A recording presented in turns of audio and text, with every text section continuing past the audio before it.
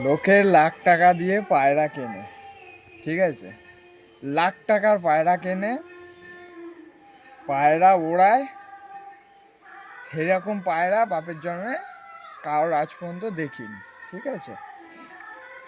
লাখ টাকার পায়রা, ঠিক আছে, এই পুরি সেই পুরি, এখান থেকে আনা সেখান থেকে ইম্পোর্ট করা আনা। আমার গুরু বলতো, যার বিদ্যা আছে, যার চোখ আছে, তাকে পায়রা খুঁজতে কোথাও যেতে হয় না, ঠিক আছে। একটা উদাহরণ দেখাই, আজকের পায়রা কালেকশান করলাম। সাজাপুরি মেল, ঠিক আছে, কোনো বাড়ি থেকে না, কোথা থেকে কালেকশান করেছি সেটা বলতে চাইছি না, বাট কারোর বাড়ি থেকে না, কোনো ইম্পোর্ট না, এটুখানি বলছি।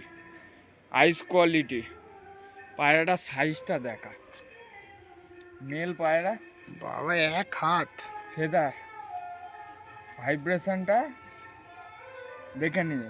এবার আসল যেটা দেখাবো, বুকে হাত রেখে দেখবি, পাটা দেখা। পুরো জামনি পা, এর থেকে জামনি, এটাকে জামনি পা বলে। এর থেকে আর বিছে পা আর কখনো দেখা যায় না।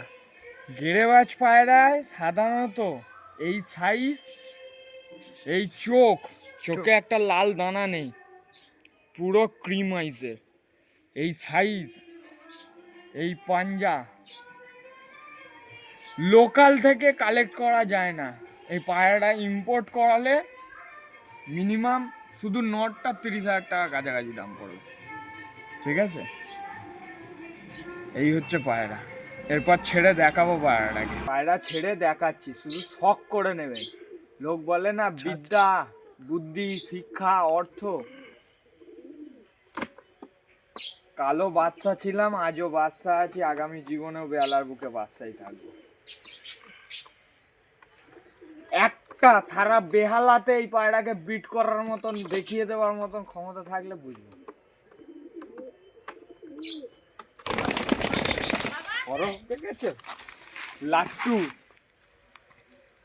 হ্যাঁ, পায়রা উঠতে পারছে না, এখানে ঘুরে যাবে সড়কেতে। সাইজটা দেখিয়ে দে, অকাত মাদার চোদ, অকাত দেখিয়ে দিয়েছি। সাইজটা দেখিয়ে দে শুধু।